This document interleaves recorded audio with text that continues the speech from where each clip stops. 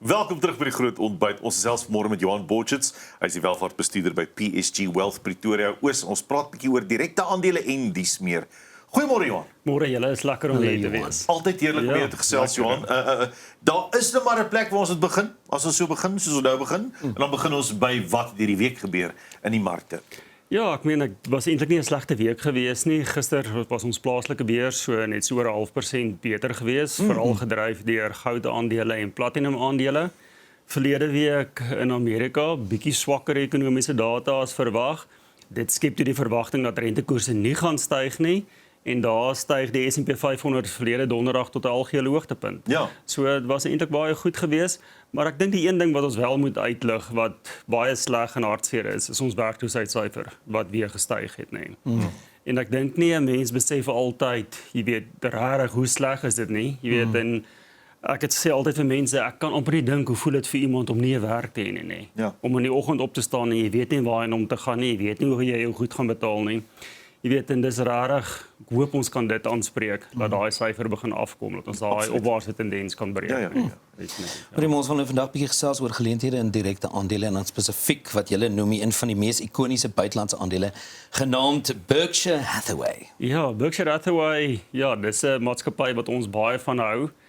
'n bietjie meer oor hom gesels, maar jy kan ons sien sy opbrengs net die laaste 10 jaar 322%, 15.5% per jaar, en dit is eintlik jy weet 'n maatskappy wat baie mense sê nie ongelooflik opwindend is nie. Dit skiet nie die ligte uit. Dit skiet nie die ligte uit nie, maar dis so, ekskuus nou vir die Engels, maar die wat hulle altyd sê, die banker wat jy in jou portefeulje moet hê, wat altyd maar gaan stabiel gaan styg en nie sommer gaan wegval nie. So ja, ons het hom baie lank in die portefeuilles al en sal hom verseker nog hou. Ja.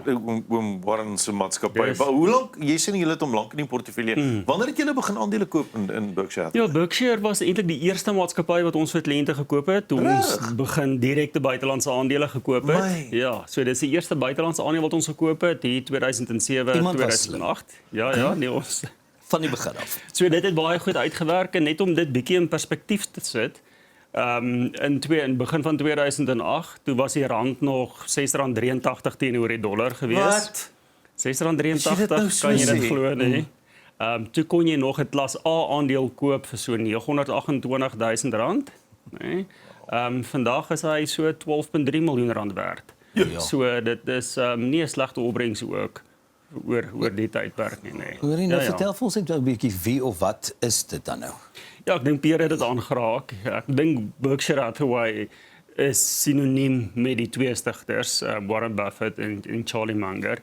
En dit is rarig 'n maatskappy wat ek dink as jy vir enige, jy weet, adviseer oor die wêreld gaan vra en hulle sê vir jou, hoorie, as daar een aandeel is wat jy kan koop wêreldwyd, wat sal dit wees? Dan sal hulle sê Berkshire Hathaway. Dis ook in van die portefeuilles is dit ook die grootste aandeel, wat daar's baie portefeuljebestuurders wat dit hulle grootste aandeel in die portefeuilles het. So ja, regtig 'n goeie maatskappy. En dis 'n kombinasie van die twee persone wat die maatskappy gedryf het. Jy weet hulle het mekaar in 1959 ontmoet. Jy weet albei is in Omaha, Nebraska gebore in 1930 en 1924. Ja. Charlie was bietjie ouer. 1959 ontmoet en dadelik, jy weet, goeie verhouding begin gehad, van 1978 af saamgewerk tot 2023 wat Charlie oorlede is. So ja, so dis regtig 'n baie mooi storie.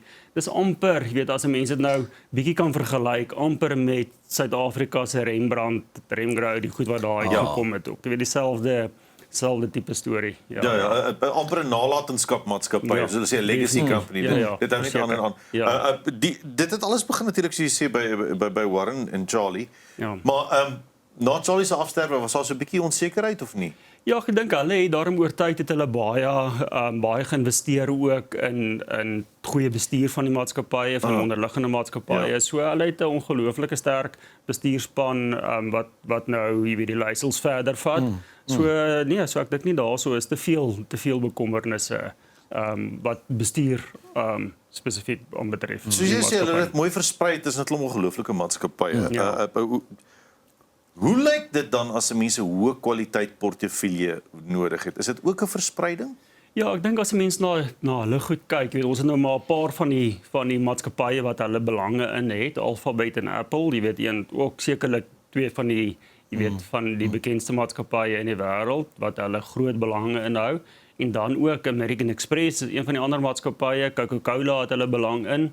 So dis dis die beleggingsbeen van hulle wat hulle jy weet wesenlike belange in ander genoteerde maatskappye koop en dan ook hulle eie besighede, jy weet Geico versekering en dan die vervoernetwerk wat hulle bedryf. So dis 'n gedeelte van die maatskappy wat hulle meer hulle eie maatskappye het, dit bestuur en bedryf en aan die ander kant die beleggingsbeen wat hulle net baie goeie kwaliteit maatskappye koop. En ek dink as 'n mens gaan terugkyk in die geskiedenis, jy weet Warren Buffett het begin betrokke raak of Berkshire aandele koop in 1962 al. En op daai stadium was Berkshire eintlik maar net 'n tekstielmaatskappy gewees. En hy het gesien hierdie aandeel verhandel teen 'n te groot diskonto teenoor sy bedryfsbates wat hy hou, het begin om daai maatskappy te koop, maar hulle het sedertdien en dit was veral Charlie Munger wat 'n groot invloed daar gehad het om eintlik weg te beweeg van net baie goedkoop bates te koop eerder om hoë kwaliteit bates te koop teen 'n billike prys.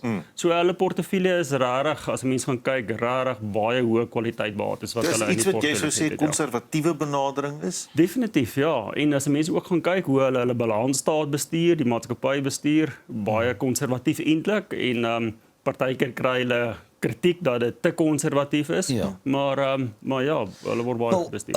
As dit insluit die kontant wat lou, Ja. Johan, en ek sien julle sê hulle kry nogal kritiek daaroor. Hoekom Ja. word dit soms as negatief beskou as jy kontant? Ja, so onthou ons het al baie gesê ook kontant kan nie 'n langtermyn beleggingsstrategie wees nie. Jy kan dit hou vir sekere tye, maar jy moet kontant aanwend. Jy weet, aandeelhouers sê baie keer of beleggers kyk en sê hoor as jy met 'n klomp kontant sit, dan moet daai kontant woeker. I mean, jy moet iets met dit doen. Dit help nie jy verdien net rente op dit nie, want dit is 'n baie laer opbrengskoers. Ja. En net weer om dit 'n bietjie in perspektief te sit, jy weet hulle het tot nou relatief onlangs met 380 miljard dollar se kontant gesit. Wat? Waar bær hulle dit? Dis verskriklik. Hulle sal jou nie sê nie. Ja.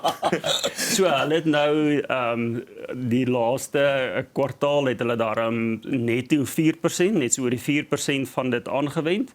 So waar die beleggers is nou baie opgewonde oor dit en nou sit hulle net met 364 miljard dollar se kontant. Ai. So 'n ongelooflike kontant en dit is hoekom die maatskappy se balansstaat eintlik, jy weet, so sterk is, nê? As jy met daai hoeveelheid kontant sit, Daai bedryfskapitaal. hulle is reg vir geleenthede, as daar geleenthede oor Ja. hulle pad kom, dan kan hulle daai kontant definitief vinnig aanwend. Ja. So ja. Merkwaardig, Ek né? kan van vra as dit net 'n chocolaatjie of iets wil koop dat ek Nee, Ja. nee. Groot Ja. chocolate, net klein. Is dit klein. Dan moet mense praat oor die feit dat hulle waar maak hulle dan daai kontant? Want kyk, as jy met enige vervoer ou gesels in Suid-Afrika, hulle vir jou sê moenie raak aan 'n vervoer besigheid nie. En dit sluit in veral Transnet. Hulle sê moenie raak aan die spoorweë nie. Waar maak die mense hulle geld? Ja, so hulle uit hulle versekering en spoorweë gedeelte is dit min of meer so amper 50% My. van die goed. So hulle dis eintlik 'n bewys dat 'n spoorwegmaatskappy wel wins kan maak, Wel 'n wins kan maak, nê. So en dan natuurlik, jy weet, die hange wat die mark doen, weet as die mark nou baie goed doen, dan doen die beleggingsportefeulje natuurlik ook baie goed. So dit hang maar af van wat die jaar met die mark gebeur, jy weet, daai kant, maar ja, hulle het 'n goeie verspreiding. Is daar nog geleentheid vir groei in die aandeleprys? Hoe sien julle dit? Ja, ek dink definitief so. Ek dink weer eens as 'n mens na die onderliggende bates gaan kyk, jy weet, jy kan eintlik al die onderliggende bates afsonderlik ook gaan koop en jy sal ook tevrede wees om elkeen van hulle te hou. Hier kry jy dit in 'n baie goeie mandjie, bietjie teen 'n diskont toe en dit word baie konservatief bestuur, nê. Ja. En so definitief nog baie goeie geleenthede Ja. daar. Ek wil miskien net iets anders sê wat baie uniek was op die maatskappy ook. Is spesifiek hoe hulle elke jaar hulle jaarvergaderings gehou het. Hulle jaarvergaderings was in Omaha gewees en na al die formaliteite het Die twee, ek wil amper sê die twee ooms, want hulle was, jy weet, baie senior mense gewees, het hulle daar voor gaan sit en onvoorbereid en daar was 'n stadion vol mense gewees en enigiemand kon 'n vraag gevra het en hulle antwoord daai vrae uit die face uit tot op die fynste detail elke keer. En dit was, jy weet, om dit te sien en te beleef is merkwaardig. Definitief. Absoluut, mense besigheid belangstel met dit nogal 'n ervaring wees. Waar kan mense kontak maak met julle as hulle graag wil uitvind? Ja, die maklikste is net om 'n e-pos te stuur na groot@psg.co.za. So maklik soos dit. Baie dankie Johannes, lekker met jou gesels môre, baie interessante maatskappy en aandeelopsie. Dankie vir jou insig môre. Ja, dankie, was lekker geweest. Nou ja, onthou dit so baie maklik soos dit. PSG Wealth Pretoria Oos help jou om die geheelbeeld te sien. Vir meer inligting stuur dan nou 'n e-pos na groot@psg.co.za. groot@psg.co.za. Gaveleer is van die PSG Finansiële Dienste Groep, 'n gelisensieerde beheerende maatskappy en gemagtigde finansiële dienste verskaffer. Ons is nou terug en dan gesels ons bietjie oor wie jy sê jou sportheld is.